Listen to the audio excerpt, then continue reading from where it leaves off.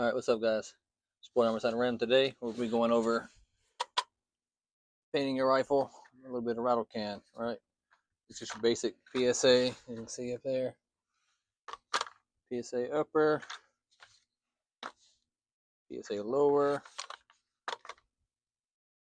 worn mount, Bushnell LPVO.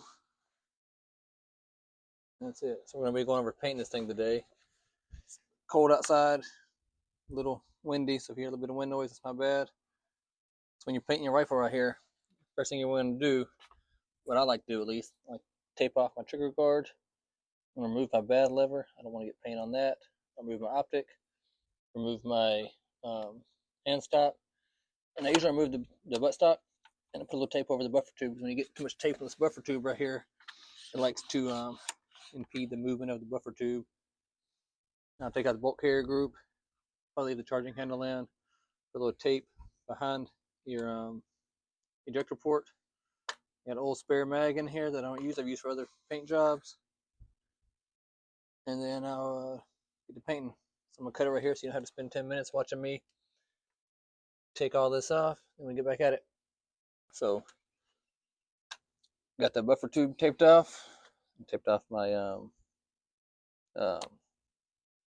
ejector port. Just gonna close that up right there. But there's tape behind that. Spare mag in it. Take the stock off. I'm gonna paint the stock separately. Foregrip off, optic off. That's all I'll be taping up. Any kind of paint that gets on the gas tube or the barrel will eventually burn off. It doesn't affect anything like that. But that's what we're looking like so far. I will be using the Krylon camouflage paint. This one's an olive. Where's the other one? Let's see.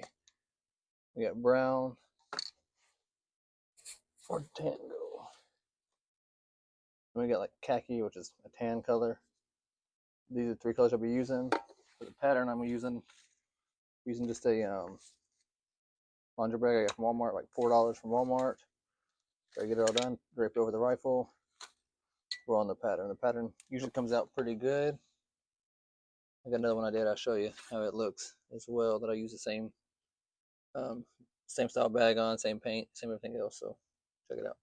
All right, so this is the last rifle or pistol, you want to call it. I did. You can see the same kind of pattern I'm going with on this one right here.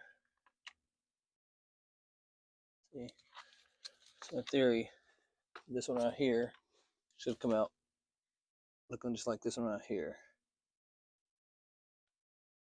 Alright, so what's up? So we had to move back into the shop. We had some raindrops coming down, and it's cold as shit out there. So, like I said, we have it all taped up. Remove the bad lever. We do have tape in our ejection port. And it's ready for paint. So first color you're going to want to start off with is the khaki. It's kind of your base color. Just cover the whole thing, top to bottom. You get your under your rifle and the top of your rifle. Let that dry, flip it, and we do it again. So when you're doing this, get some good shakes. Just kind of go on kind of heavy with it. Like I said, this is your base paint, so it's not perfect. That's completely fine. And green's going to be your main coat of paint.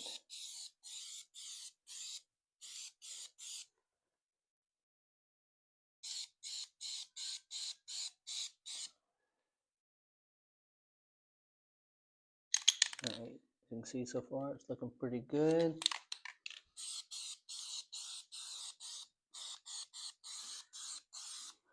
Like I said, the tan doesn't have to be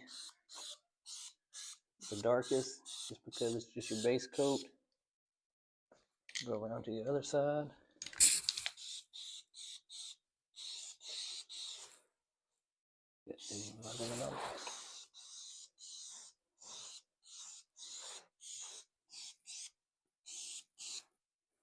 Alright, spin it around.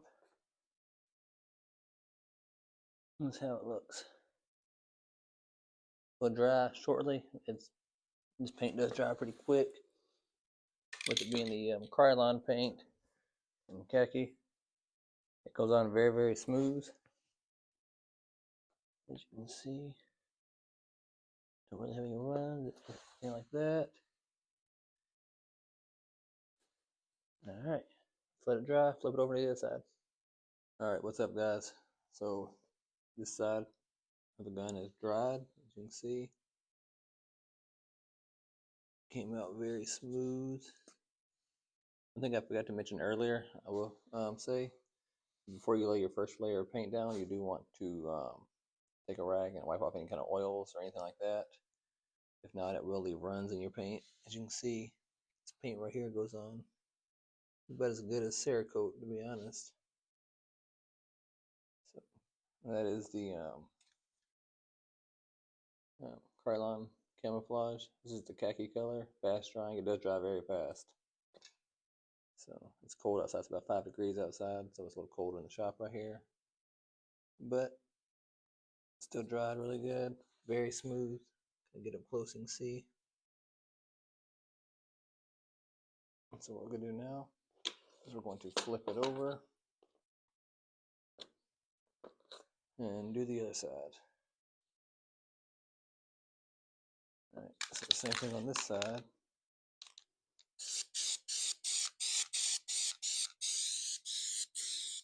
Put the paint on nice and thick. It ain't gotta be perfect just because this is just a base layer.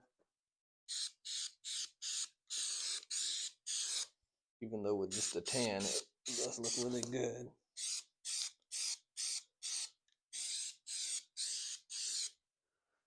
Alright, we'll spin around to the other side of it.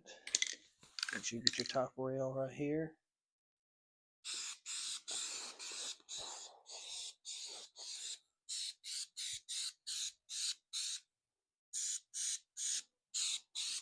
Like I said, this is just your base layer, so it's not perfect. That's completely okay.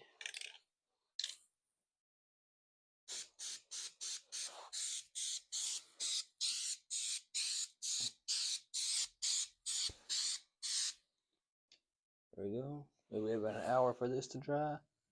We'll come back and spin around and take a look at it.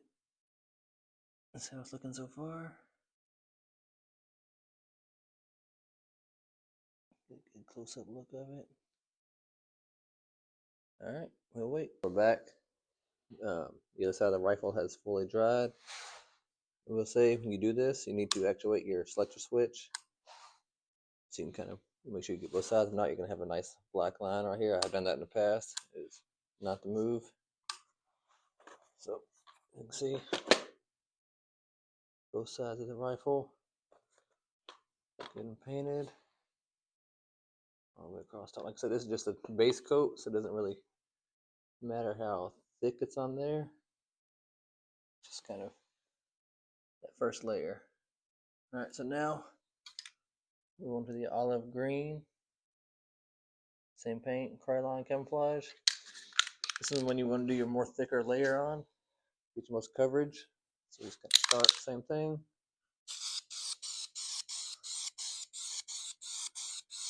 This paint right here, you can do a couple coats on it to make sure you get nice coverage all across the whole rifle.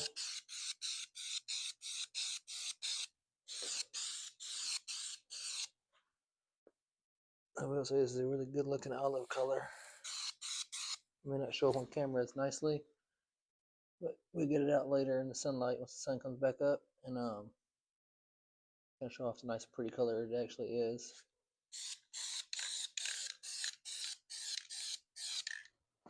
Spin around, make sure you get the back of your grip.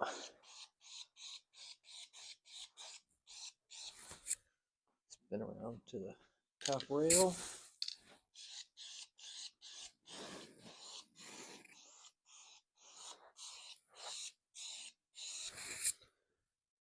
Top of the barrel.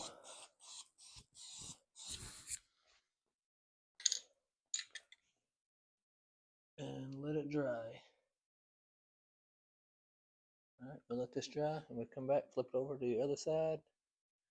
After it dries, we will actuate selector switch. Gotta get underneath there. If not, you have a nice little tan line now. So until then, that's what we got. Alright, what's up guys? So we are back. The green is finally completely dried. I did get around the selector switch. Went ahead and got the stock as well on that side. When I flip it over, and I'll paint the other side. As you can see, this is the green. Flip it over, it's the tan. So now the thing we're going to do is the same thing we did on the other side. Take our olive green paint and just go to town on it. So this is your main coat, so you want to be nice and heavy with it. Paint does a really good job about not showing any kind of runs or anything like that. Make sure you get your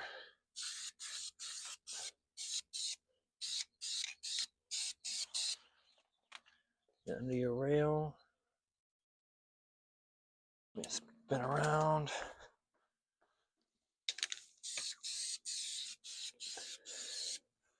I had to wait till the next day to finish, just simply because I ran out of daylight yesterday, and the smell of the paint started making my shop smell too fumy, so I had to wait until today to finish it. After we got the rifle paint up with the first coat, I'll do at least 2 to 3 coats with the green. We do the stock.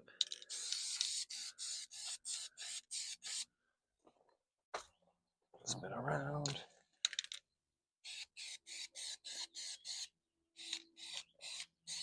Let that dry. A couple more little squirts. Alright, and now we wait for that to dry. Take a look, hit it again. Alright, so now the other side is dried. I have the mesh laid on the other side of the rifle. And we're going to hit it again with brown. See if we can kind of get that same pattern on the other side. So we do stripes.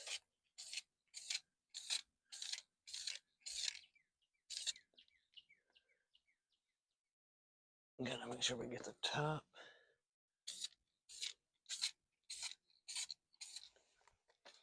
Sorry, I'm trying to record this with one hand and paint with the other hand, so it's been a little more difficult. Pull off the mesh ever so slightly. And that's what we're looking like.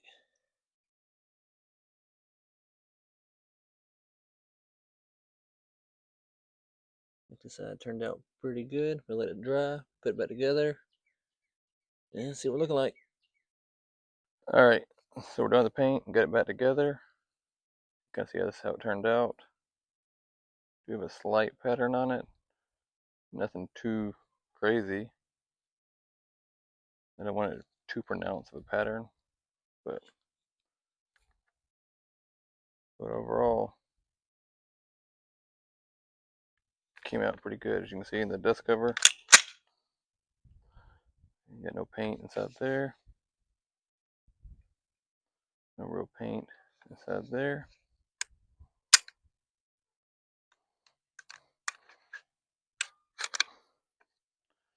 Trigger still works fine. This is it. So this is one I just did. All right, you set that down. And this is one that I did about 3 years ago. As you can see, I've had a lot of wear on this rifle. It's kind of where you're going to kind of expect with a rattle can paint job. There's a lot of wear, like some of the paint's worn off the stock. Around the selector switches, a little scuffed up.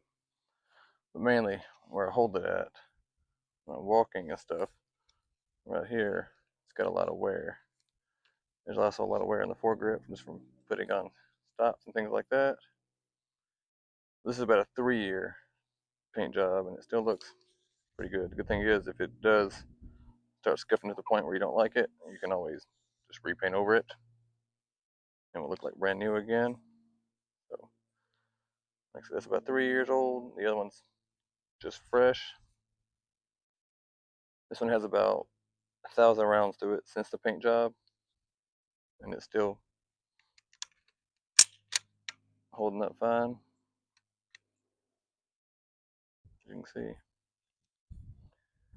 there is some wear, which you can expect with rattle can paint. However, I kind of like the battle worn finish of it. So, and this one right here, see if I can pick it up, keep my camera steady. This one's about just a few months old. You can see I've got a few rounds through it, probably close to about 500 maybe, and it's still holding up